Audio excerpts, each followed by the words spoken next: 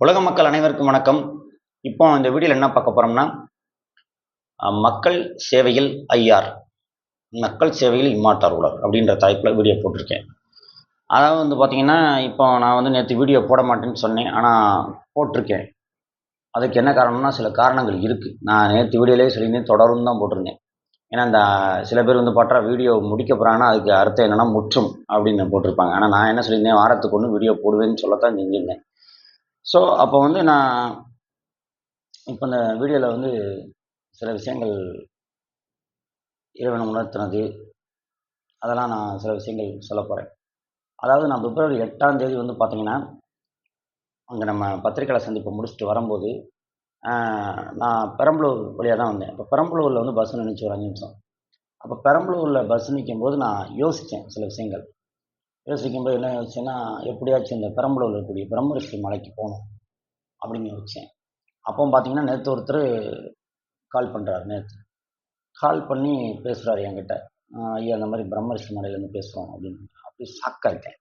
So, இப்ப நான் என்ன நினைக்கிறேனோ, அது அடுத்து நடக்குது. வீடியோ போடக்கூடாதுன்னு நான் முடிவு பண்ணிட்டு, சரி கொஞ்சம் வாரத்துக்கு ஒரு வீடியோ மட்டும் போடுவேன்னு சொல்லியிருப்பேன். சுத்தமா போட மாட்டேன்னு சொல்லல. வாரத்துக்கு 1 போடுவேன்னு சொல்லியிருக்கேன். அத நீங்க எல்லாம் நோட் பண்ணணும். ஃபர்ஸ்ட் நல்லா கவனிங்க.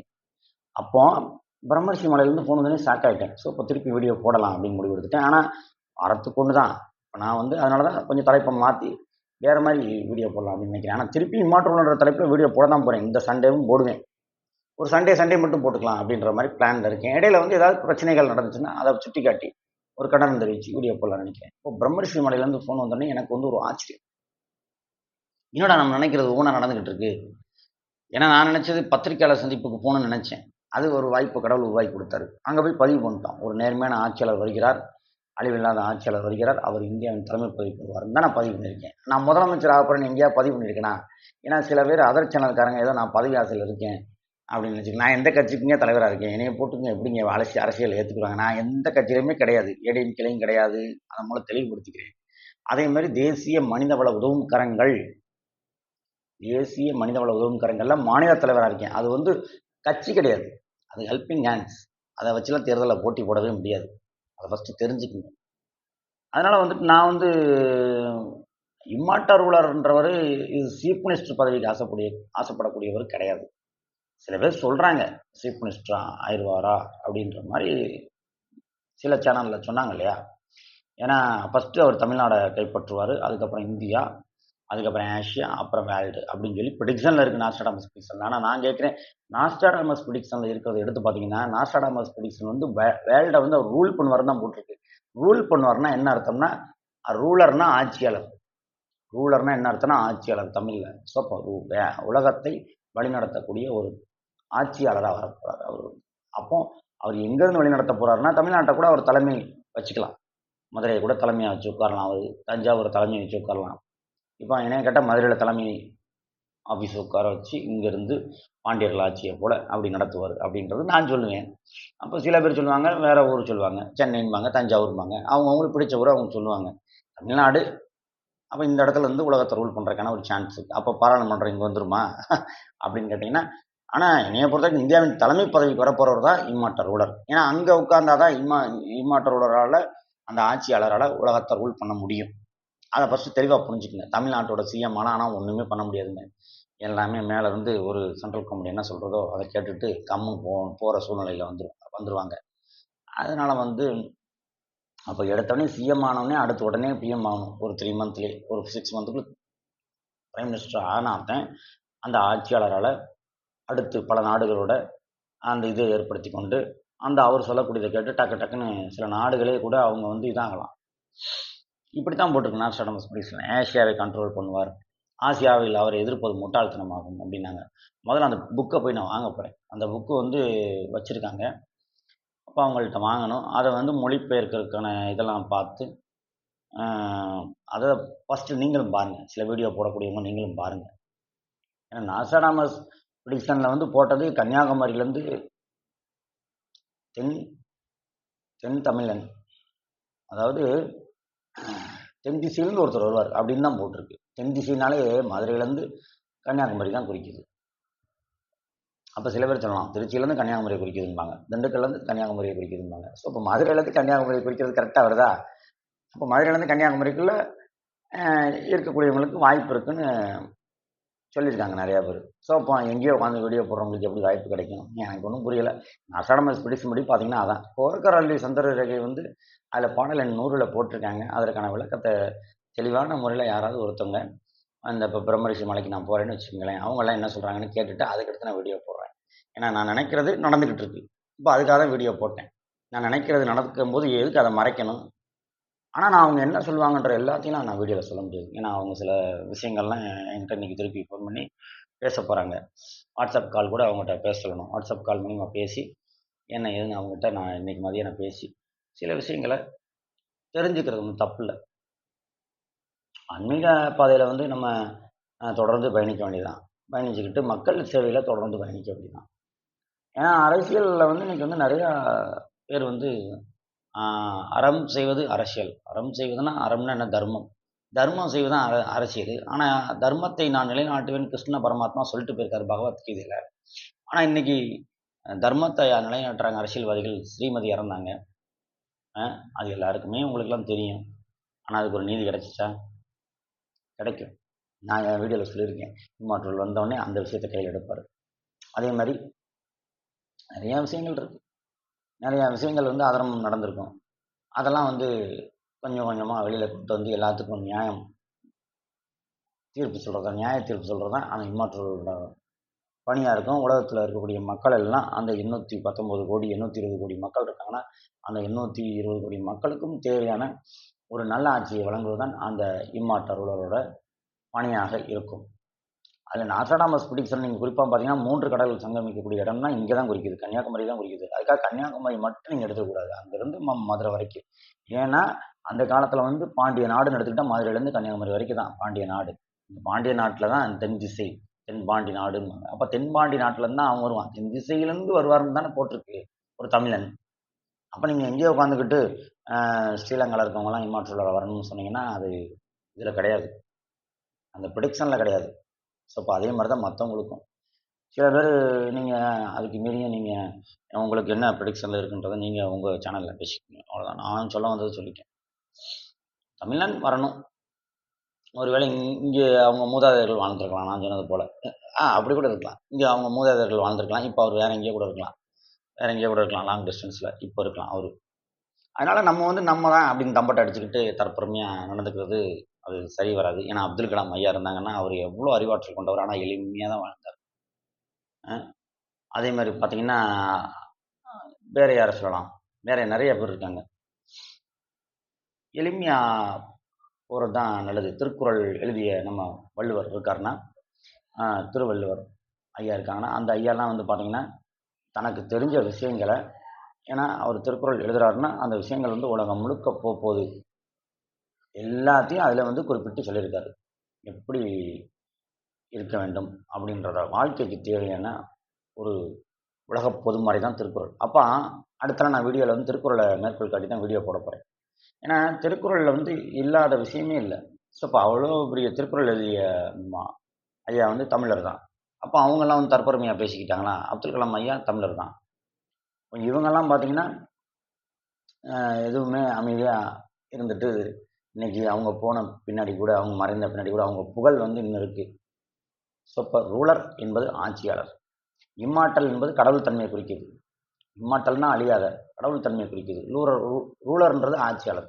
அதுதான் நான் ஏற்கனவே சொன்ன மாதிரி அந்த இம்மாற்றல் அப்படின்றது கடவுளுடைய ஆசீர்வாதம், இறைவனுடைய ஆசீர்வாதம். 18 சித்தர்களின் ஆசீர்வாதத்தோட, அந்த இறைவனுடைய ஆசீர்வாதத்தோட, அந்த முருகனுடைய ஆசீர்வாதத்தோட தான் அந்த ரூலர்ன்ற ஆட்சியாளர் ஆட்சி செய்ய போறாரு. இதுதான் எனக்கு தெரிஞ்சு அக்யூரேசியாக வரப்போகிறது. நான் நினைக்கிறது ஒவ்வொன்றா நடந்துகிட்டு இருக்கு. பிரம்மரிஷி மலைக்கு போகணும்னு நினச்சேன், அங்கேருந்து ஒரு ஃபோன் வந்துருச்சு. அடுத்து அவங்க என்ன பேச போகிறாங்கன்றத டீட்டெயில் நான் வீடியோவில் சொல்ல மாட்டேன்.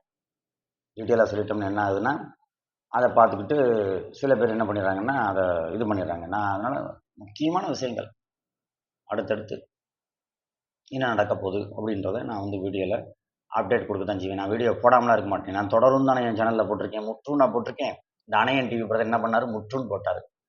அடுத்து ஏதாவது விஷயங்கள் இருந்தால் தான் நான் வருவேன்னாரு. என்னம்மா அவரை காணோம் அடுத்து. அதனால் வந்து பார்த்தீங்கன்னா நான் வந்து தொடரும் அப்படின்னு தான் போட்டிருக்கேன். நான் வாரத்துக்கு ஒரு வீடியோ போடுவேன்னு சொன்னேன். நான் வீடியோ போட மாட்டேன்னு சொன்னாலும் பிஸியாக இருந்ததுனால வீடியோ போட மாட்டேன்னு சொன்னேன். ஆனால் அதுக்கு சம்மந்தப்பட்ட சில நிகழ்வுகள் நடக்கும்போது பேசி தான் ஆகணும். அப்போ பிரம்மரிஷி மலையிலேருந்து ஃபோன் வந்திருக்குல்ல, அப்போ அந்த நிகழ்வு நடந்திருக்குல்ல, அப்போ நான் பேச தான் போகிறேன். அவ்வளோதான். இம்மார்ட்டல்ன்ற தலைப்பில் நான் வந்து வீடியோ வந்து அதிகமாக போட மாட்டேன்னு சொல்லியிருக்கேன். அவ்வளோதான்.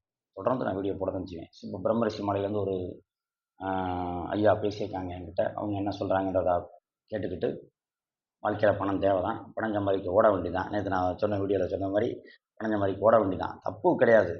பட் ஆனால் அதுக்காக வாரத்துக்கு ஒரு நாள் கூட வீடியோ போட முடியாத அளவுக்கு நம்ம ஒன்றும் பெரிய ஆளாலாம் உடனே ஆக போகிறது கிடையாது. எங்கே இருந்தால் என்ன, எங்கே இருந்தால் நான் அந்தமான்ல இருந்தானே, மாலத்தீவில் இருந்தானே, எங்கே இருந்தால் என்ன, அங்கே உட்காந்து ஒரு வீடியோ போட முடியாதா? போட்டுடலாம். ஒரு 10 நிமிஷம் போட முடியாதா? போட்டுடலாம். அதனால் மக்களே, தொடர்ந்து என்னோடய சேனலுக்கு வந்து சப்ஸ்கிரைபர் எல்லாரும் ஆதரவு தருங்கள். இன்னொன்று, நான் அந்த இம்மார்ட்டல் அப்படின்ற தலைப்பில் வீடியோ போட்டால் வியூஸ் பார்த்தா சில நேரம் 1300 வியூஸ் போகுது. ஆனால் கடைசியில் பார்த்தீங்கன்னா சப்ஸ்கிரைபர் கம்மியாக இருக்காங்க.